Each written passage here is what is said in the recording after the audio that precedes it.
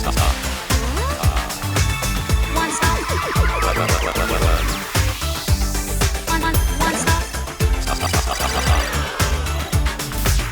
science shop. Hi, I'm Mercy, and welcome to the place where we try to answer all your science-related questions.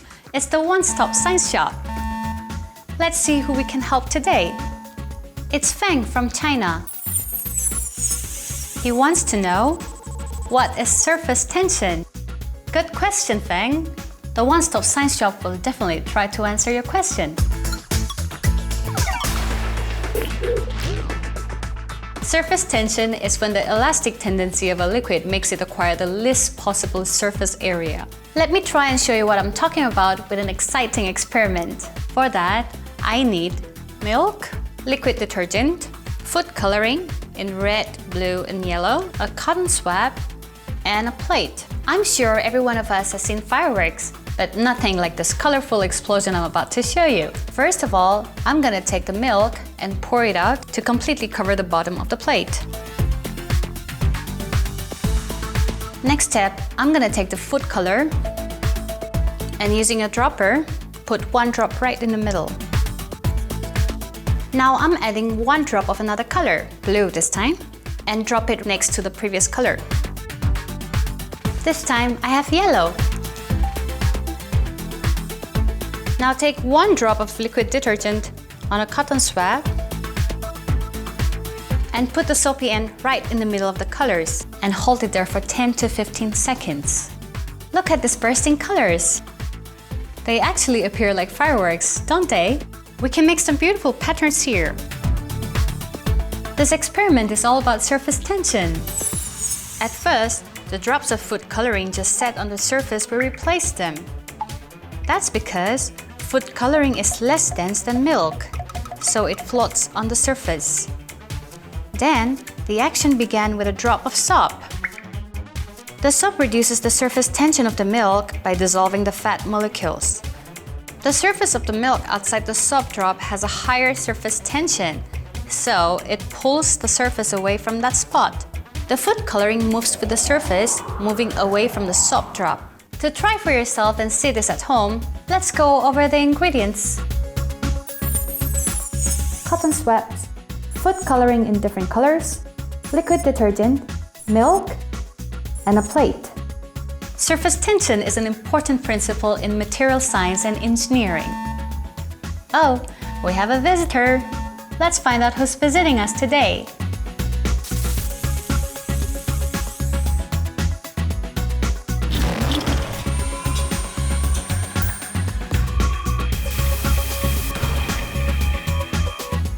Wow, this looks like such a fantabulous place. Welcome to the One-Stop Science Shop. Come on in. What's your name? I'm Juhi. What can I help you with today? I have heard something about chemical kinetics, but I have no idea what is it. Can you please help me? Wow, that's a complicated question even for the One-Stop Science Shop. I think only a Nobel Prize level scientist can help you with that. But let me try and see how I can help you out. This is Yuan T, a Taiwanese-American chemist who became the first Taiwanese Nobel Prize laureate. He was born in November 1936 in Hsinchu, Taiwan.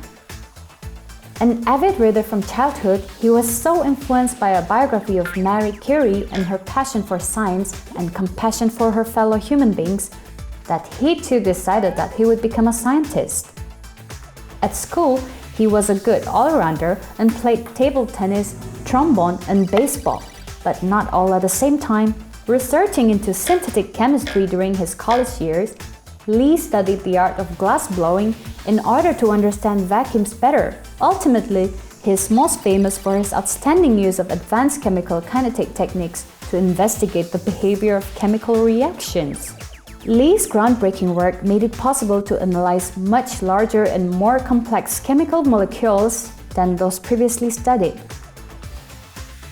Lee and his co-laureates developed an apparatus to visualize how chemical reactions take place by following the trajectories of atoms and molecules.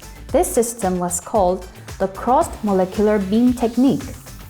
Lee received the Nobel Prize in Chemistry in 1986. His findings have improved the efficiency of industrial chemical reactions and have also helped in cleaning up the way coal and other fuels are used. Lee returned to Taiwan in 1987, where he became involved in the worlds of science and politics. He was the president of Academia Sinica of Taiwan and also head of the International Council for Science. Apart from the Nobel Prize, Lee has received 34 honorary doctorates. Let's hope he has a wall big enough to hang them all. He was an incredible all-rounder. Right, some people are really good at multitasking. I've heard about Mr. Lee that he became so famous in Taiwan that people offered him a job of being a prime minister. Although Mr. Lee used chemical kinetics as the basis of his research, it's a topic many of us are not familiar with. I think I've just the right experiment to shed some more light on this complex subject. Wow, I can't wait to do it. Let's see what we got in our one-stop science box. Let's lay out our mat first. Okay, thank you. Here you go. This is methylene blue. This is potassium hydroxide pellets. This is glucose. And then we got 3 jars. And we have water at 3 different temperatures. Some tissues handy. And measuring spoons. Let me get rid of this. And let's get started. We have 3 jugs of water at different temperatures. This one's cold, this one's at room temperature, and this one's warm. Taking out 3 jars, we're gonna fill them equal amount of water. How much water should I fill in each jar? About 80 ml.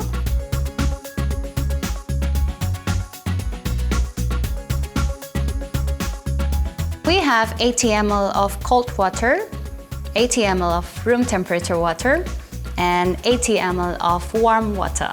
Now we have to add the 3 elements that we got in equal quantities to each of the 3 jars. First, let's go with potassium hydroxide, 2 pellets each. 1, 2, 1, 2. 6 to 8 drops of methylene blue to each jar.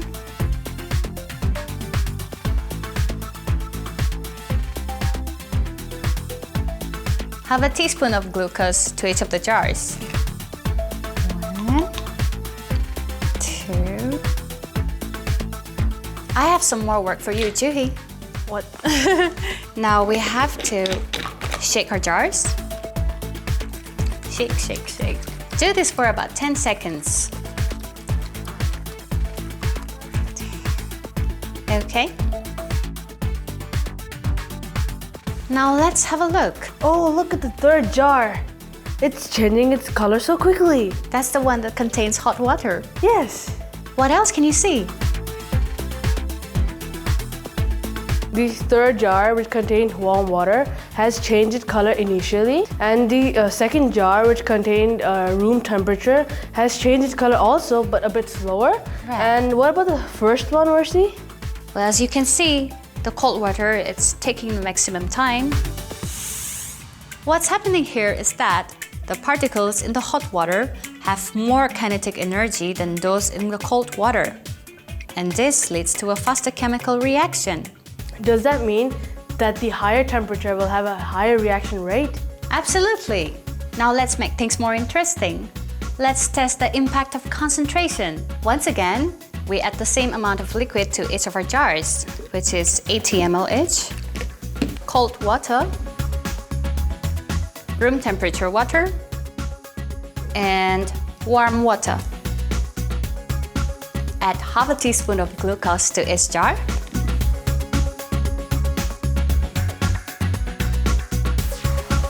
Six drops of methylene blue.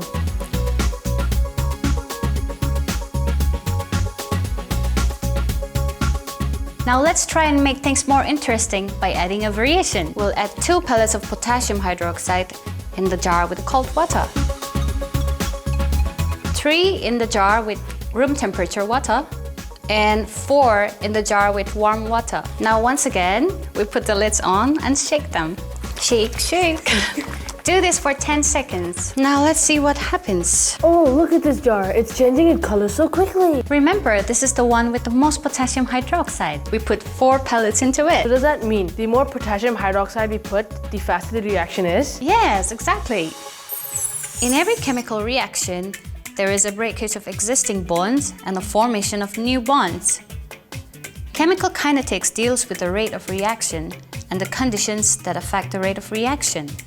By exploring the effect of temperatures and the different concentrations of potassium hydroxide on the rate of fading methylene blue, we have done a basic experiment in the field of chemical kinetics. Well done, us! We did a great job! You were right, it was quite complicated. Yes, but that's never a reason not to try. To see for yourselves at home, have a look at what you need. 3 jars, glucose, measuring spoons, methylene blue, potassium hydroxide, water at different temperatures. Now I know why does chocolate syrup mix in my warm milk so quickly. Right, now you can tell your friends all about chemical kinetics. Yes, definitely. Thank you so much, Mercy. It's my pleasure. Thank you for coming by. As they say, all good things must come to an end, and we've come to the end of our show for today. But I hope to see you again so we can discuss many more science-related questions on the one and only One Stop Science Shop.